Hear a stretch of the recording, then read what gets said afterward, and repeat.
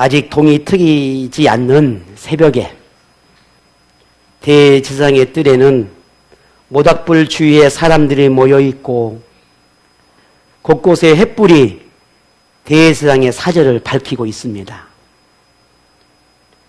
대제사장 사절 한 곳에서는 예수님이 무슨 극악무도한 죄를 행한 사람처럼 대제사장의 신문을 받고 있습니다. 주위에는 대제사장들과 다른 유대교 지도자들 그리고 대제사장의 종들이 예수님을 지켜보고 있습니다. 대제사장은 예수님에게서 어떻게든 죽일 만한 증거를 찾으려고 온갖 질문을 쏟아내지만 예수님은 어떤 대꾸도 하지 않습니다. 심지어 거짓 증거를 만들려고 돈으로 산 증인을 데려와 신문을 해보지만 사람마다 증언하는 것이 다 달라 이 또한 그들이 얻고자 하는 증거를 찾지 못합니다. 답답해진 대제사장은 분노하고 이를 지켜보던 대제사장의 주변의 사람들은 예수님을 때리기까지 하지만 그럼에도 예수님은 아무 말씀을 하지 않으십니다. 이때의 상황을 짐작할 수 있는 것이 오늘 본문 63절에서 65절의 말씀처럼 우리 함께 보겠습니다. 지키는 사람들이 예수를 희롱하고 때리며 그의 눈을 가리고 물어 이르되 선지자 노릇하라 너를 친 자가 누구냐 하고 이 외에도 많은 말로 욕하더라. 아멘. 참으로 인간의 사악함이 이렇게 드러나고 있습니다.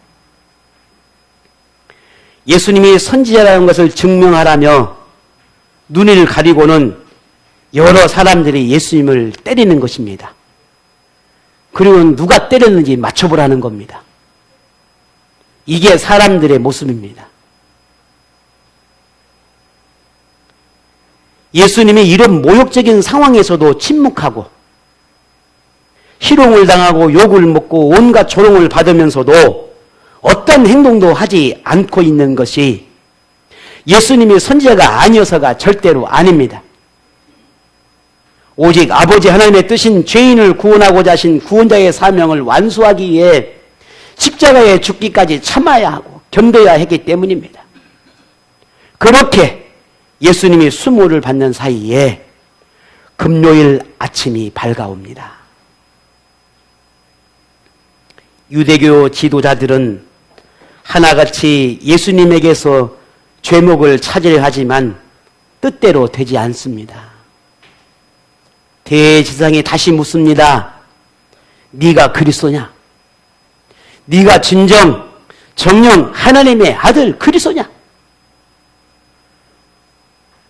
그러자 그동안 침묵만 하던 예수님이 입을 열어 말씀합니다.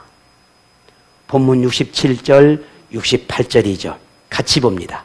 이르되 내가 그리스도이거든 우리에게 말하라. 대답하시되 내가 말할지라도 너희가 믿지 아니할 것이요 내가 물어도 너희가 대답하지 아니할 것이니라. 그동안 예수님에게 쏟아진 질문은 예수님에게서 죄를 찾기 위한 질문에 불과했기 때문에 굳이 그 하나하나에 대해서 예수님이 대답할 필요가 없었을 겁니다. 그런데 이번 질문은 조금 다릅니다. 예수님이 누구인지를 정확하게 묻는 물음이었기에 예수님이 그리스도요, 메시아요, 구원자라고 하는 것을 더욱 분명하게 밝힐 필요가 있었던 겁니다. 물론 그동안 수없이 예수님이 자신이 그리스도라고 하는 걸, 메시아라고 하는 걸 밝히고 가르쳤지만 그들은 듣지 않았고 믿으려 하지 않았습니다. 물론 이번에도 예수님이 그렇게 밝힌다 할지라도 그들이 믿지 않을 건 분명한 사실입니다. 하지만 예수님은 내가 누구인지, 자신이 누구인지 마지막 한 번 더 이들에게 선포하려 한 것입니다. 예수님은 자신을 그리스도다, 내가 그리스도다, 내가 메시아다, 내가 하나님의 아들이다 라고 고백한 것이 어떤 의미 있는지를 예수님은 알고 있습니다. 다시 말해서 예수님이 자신이 그리스도라고 고백하면은 곧 그것은 유대교 지도자들이 예수님을 죽이기 위한 가장 완벽한 제목으로 간주할 것이라고 하는 걸 알고 있었다는 말입니다. 그런데도 예수님은 고백해야 했습니다. 그 어떤 물음에서도 아무 말씀할 수 없었지만 이것만큼은 네가 그리스도이냐? 네가 하나님의 아들 구원자이냐? 하나님이 보낸 메시아이냐? 라고 하는 물음에 대해서는 분명하게 대답해야 했습니다.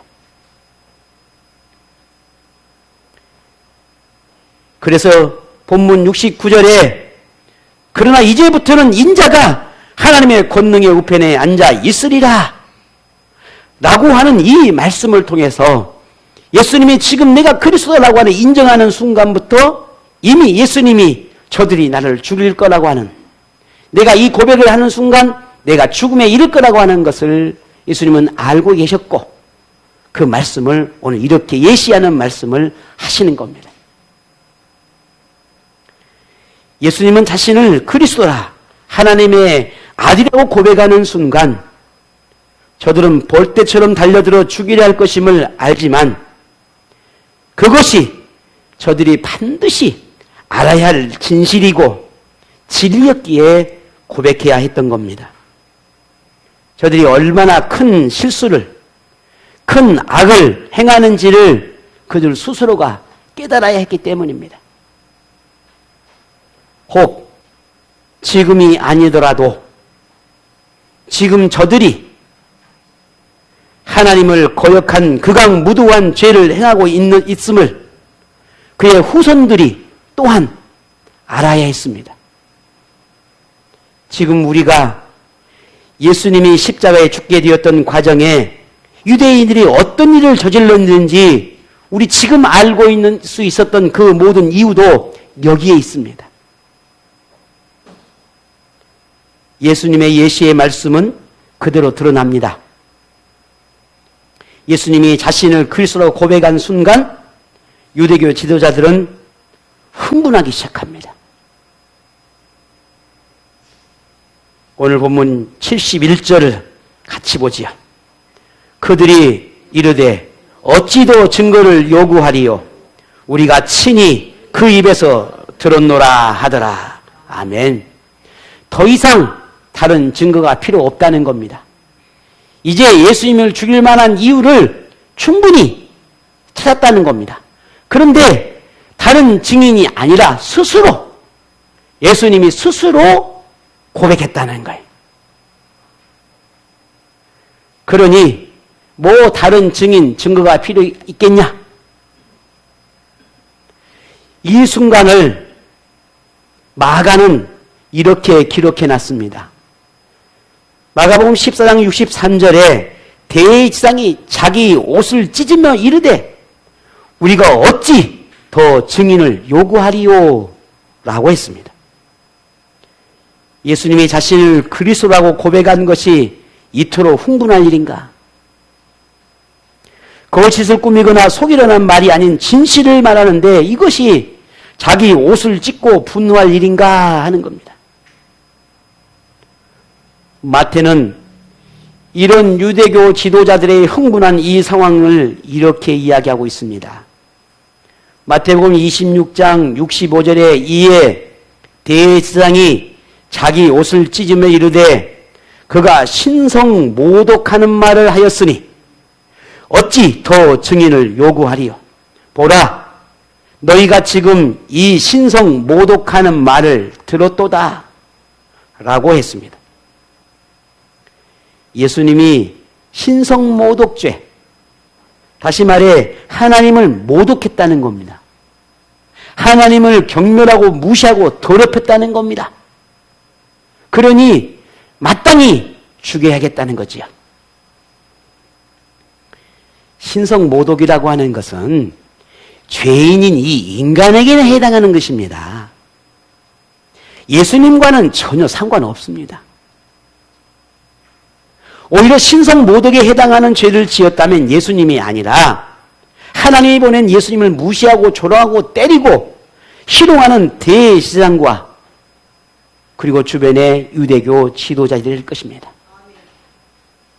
그런데도 이들은 예수님에게 신성모독이라고 하는 제목으로 죽일 구실을 만들려고 하고 있습니다. 이것을 마가복음 14장 64절에 그 신성모독하는 말을 너희가 들었도다. 너희는 어떻게 생각하느냐 하니 저희가 다 예수를 사형에 해당한 자로 정죄했다. 그렇게 기록하고 있습니다.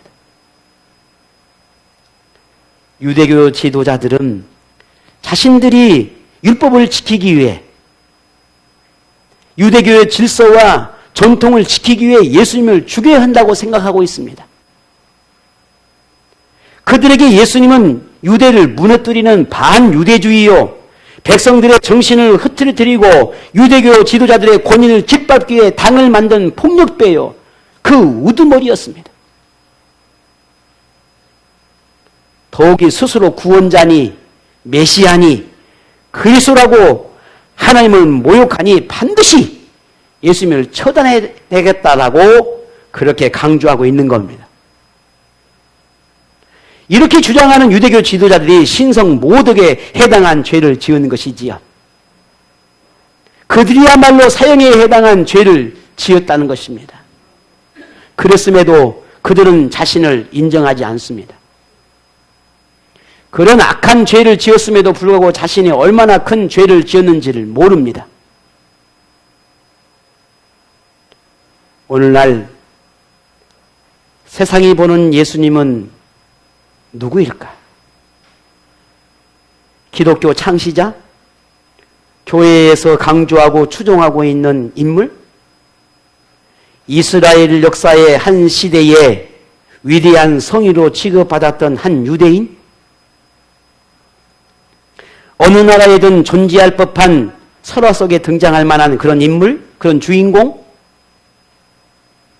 스스로 하나님의 아들이니 구세주라니 주장하며 십자가 처형을 받은 어쩌면 몽상가? 하나님 나라니 천국이니 하는 상상 속에서 등장할 만한 터무니없는 그런 주장을 하는 이상주의의 정신을 가진 그런 사람? 어쩌면 이렇게 취급하고 있는지도 모릅니다. 하지만 예수님은 그런 분이 아닙니다. 그러면 우리 그리스도인에게는 예수님이 누굽니까? 오늘 여러분에게는 예수님이 누구입니까? 상당히 많은 그리스도인이 그저 예수님을 아픔을 싸매주고 상처난 마음을 위로해주고 능력이 무한하셔서 무엇이든 구하면 들어주실 수 있는 분, 도움을 구하면 무엇이든 이루어 주시는 분, 인생에서 기대고 의지할 수 있는 분이라고 말합니다. 물론 예수님은 그런 분인 것은 분명합니다. 하지만 이것이 예수님이 누구인지에 대한 충분한 대답이라 할 수 없습니다. 예수님의 본질이 아니라는 말입니다. 만일 여러분이 여기에 예수님을 국한을 두고 예수님을 생각한다면 여러분 믿음은 다시 재조정되어야 합니다. 여러분 예수님을 잘못 믿고 있는 겁니다. 예수님을 이런 정도로 취급하는 것은 다른 종교에서 말하는 교주나 창시자를 따르는 이들과 다르지 않습니다. 그들도 그들이 섬기는 대상에게 느끼는 감정이란 말입니다.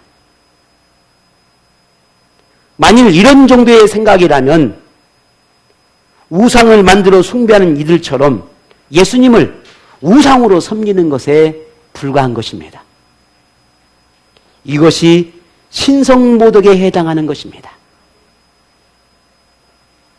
예수님의 본질은 세상을 바꾸는 혁명가도, 악과 죄를 직결 심판하는 심판자도, 억울함을 해결해주는 해결사도 아닙니다. 공부를 잘하게 해주는 쪽집게 강사도 아니고, 성공적인 직장을 얻게 하려는 능력의 소유자도, 가정이나 직장이나 사업이나 인생의 문제를 해결해주고 승승장구하게 하는 그런 능력자도 아니란 말입니다. 예수님이 진정으로 우리가 알기를 바라는 그 본질, 그 정체성은 살아계신 하나님의 아들 그리스도, 나의 구주이십니다. 인류가 구주가 되어, 인류의 구주가 되어서 영혼과 육체를 구원할 뿐, 이게 진짜 예수입니다. 죄인의 죄를 구속하기 위해 구속의 십자가를 지신 구주이십니다. 하나님 나라에로 데려갈 유일할 뿐입니다. 죽은 자 가운데서 다시 살아나셔서 부활의 영광을 허락하실 수 있는 유일한 분입니다. 다시 오셔서 믿는 자와 믿지 않는 자, 천국과 지옥의 갈자를 나누실 구원의 완성을 이루실 분, 이분이 예수님입니다. 이것이 믿음의 본질이고 예수님의 본질이고 정체성이고 우리가 반드시 믿고 고백하고 자랑하고 선포하고 경외해야 할 예수님이십니다. 그 외에는 필요 없습니다. 만일 여러분이 예수님에게서 위로를 얻으시려 한다면 예수님이 아니라 위로를 얻을 만한 많은 조건은 세상에 널려 있어요. 여러분이 마음이 힘들고 고단해서 용기를 얻고 힘을 얻고 싶으면 예수님이 아니더라도 얼마든지 많이 있습니다. 어떤 강사도 있잖아요. 남자분 멋있게 강의를 하고 그러면 그분도 한번 이렇게 유튜브를 들었는데요. 와, 정말 말씀 잘하시더라고요. 이름, 아무튼, 그분. 아니, 누가 뭘 안 했어요. 정말 유명하잖아요. 그렇죠? 여러분, 마음에 여러분 유튜브 틀어놓으면요, 무슨 CBS니, CTS니 해가지고요, 정말 내 마음에 시원케 하는 많은 사람들의 이야기를 여러분 다 들을 수 있어요. 이로 얻으시면 그렇게 하시면 돼요. 굳이 교회 나오실 필요 없어요. 그냥 그렇게 하시면 돼요. 정말 힘을 얻고 싶고 내 인생에 뭔가 좀 용기를 얻고 싶으면 여러분의 주변의 친구들한테 찾아가면 돼요. 왜? 얼마든지 여러분에게 듣기 좋고 격려하고 용기를 주고 힘을 줄 수 있는 말들 충분히 해줄 수 있습니다. 예수님이 아니도 된다는 말이에요. 예수님이 그게 본질이 아니라는 걸 알아야 한단 말입니다. 정말 우리가 믿고 정말 우리가 바라봐야 하고 우리가 진심으로 구주임을 믿는 그 믿음이라면 예수님에게서 그걸 찾는 게 아니에요. 현대 그리스도인들이 바로잡아야 할 신앙은 자기를 위한 예수님을 찾고 자기의 필요를 채워주시기 위한 그런 존재하는 것처럼 내 필요를 위해서 존재하는 분처럼 그렇게 여기는 기복신앙, 자기를 위한 예수님으로 전락시켜 자기가 믿고 싶은 대로 믿는 그런 예수님, 이런 경우들이 현대인들에게 허다합니다. 모든 것을 할 수 있는 능력을 자기 욕심이나 탐욕을 채우는 능력으로 삼으려 하고 마음의 평안이나 위로나 격려자가 되기만을 바라는 성공적인 인생을 위한 능력자로 삼으려는 신앙의 태도를 우리는 바로 잡아야 합니다. 이건 의미가 없어요. 물론 예수님에게 그런 능력이 없다는 것이 아니라 이게 본질이 아니라는 걸 말하는 것입니다. 우리가 믿는 예수의 본질은 이게 아니에요. 만일 우리가 이렇게 믿음의 대상을, 믿음을 이런 정도로 생각하고 있다 한다면 우리는 이게 바로 신성모독이고 복음을 변질시키는 것이고 예수님을 우상화하는 것입니다.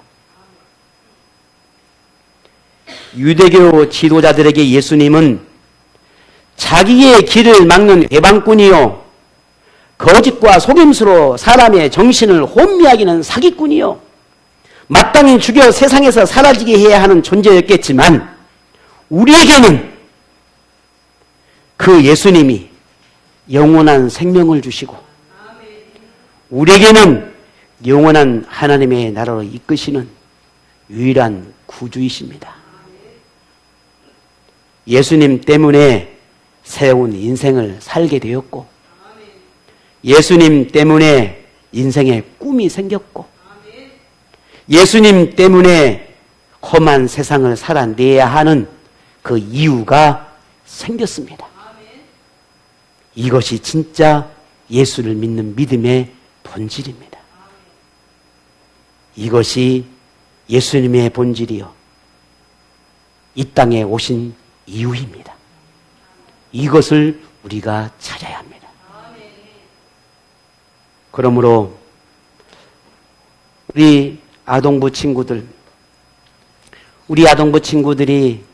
정말 예수님에 대해서 바르게 알고 바르게 믿고 바르게 신앙의 삶을 살아내도록 우리 아이들에게 가르치는 가장 중요한 복음의 본질은 오직 구주이신 예수 그리스도예요. 그 예수 그리스도를 통해 인생의 성공을 꿈꾸게 하는 것이 아니라 그 이후의 삶은 내가 믿음이 온전하고 내 믿음이 건강하고 내 믿음이 바르면 그 이후의 삶은 주님께서 이끌어 가시는 겁니다. 그러나 그 본질부터가 잘못되면은 그 신앙은 금세 무너지고 맙니다. 그러니 우리 선생님들은 우리 아이들에게 가장 중요한 복음의 본질을 가르치셔야 합니다. 오늘 저는 여러분에게 그 복음의 본질을 말하고 있는 겁니다. 믿음의 본질을 말하고 있는 겁니다. 여기서부터 믿음이 시작되어야 합니다. 어설픈 믿음은 쉬 사라집니다. 어설픈 믿음은 날마다 무너집니다. 오늘 우리 공동체, 우리 세매나무 공동체 모든 우리 성도님들은 예수님이 누구이냐라고 하는 질문을, 예수님이 누구이냐라고 하는 이 물음 속에 여러분이 고백해야 할 유일한 고백은 나의 구주이십니다. 이게 진실한 믿음의 고백이 되어야 할 것입니다.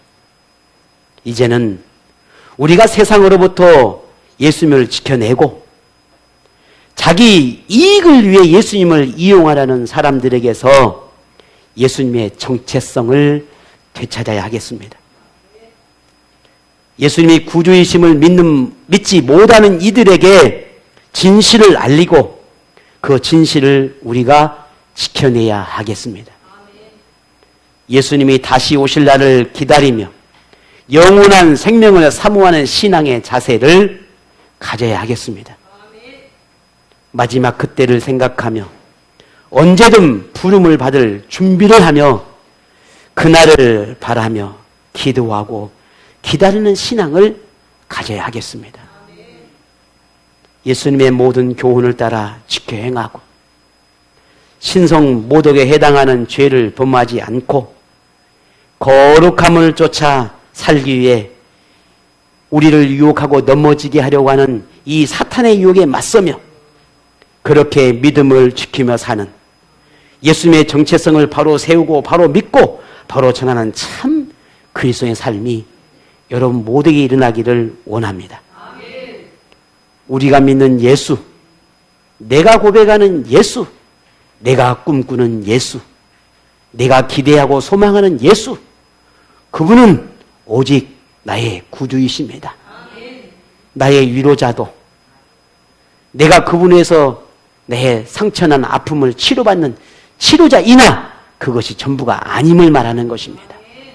우리가 진정으로 고백해야 할 것은 내가 평생 믿고 내가 평생 경외하고 내가 평생 노래하고 내가 평생 예배하고 내가 평생 자랑해야 할 구주이신 예수 그리스도, 그분이 나의 전부이기를, 그분이 나의 모든 것이 되기를, 그분이 내 모든 삶을 이끄시고 나의 모든 삶을 지도하시고 살피시는 분이심을 믿고 고백하는 그런 신앙의 삶을 살아내야 하겠습니다. 선한 행실로 하나님의 이름을 영화롭게 하고 하나님의 의로움 앞에 오늘 우리 자신을 내려놓은 사람에게 필요를 채워주시는 분이심을 의지하고 하나님의 말씀으로 격려를 받으며 하나님의 기대에 순종과 충성으로 응답하는 아름다운 삶을 살아내는 우리 모든 지체들이 되시기를 원합니다. 그렇게 우리의 다짐과 결심과 마음먹음들이 날마다 되살아나며 우리는 부족하고 우리는 넘어지기 쉬우니 그렇게 매일매일 하나님의 도움을 구하며 동행하는 그런 삶을 살아내며 하나님과 함께 내게 주어진 이 시간 속에 내게 허락된 이 짧은 인생의 시간 속에 그렇게 하나님과 즐기는 믿음의 선한 삶을 살아가는 삶이 되시기를 축복합니다. 우리의 하나님, 선한 하나님, 그 선한 하나님은 오늘 우리에게도 하나님의 선한 자녀이기를 우리에게 행복을 주고 기쁨을 주고 우리에게 즐거움을 주신 그 하나님이 우리 또한 하나님에게 그 기쁨을 주기를 기대하고 바라는 그런 하나님이심을 우리가 믿고 바라며 그런 하나님의 자녀이기를 바랍니다. 이를 꿈꾸는 여러분에게 구속의 은혜가 영원하기를 축복합니다.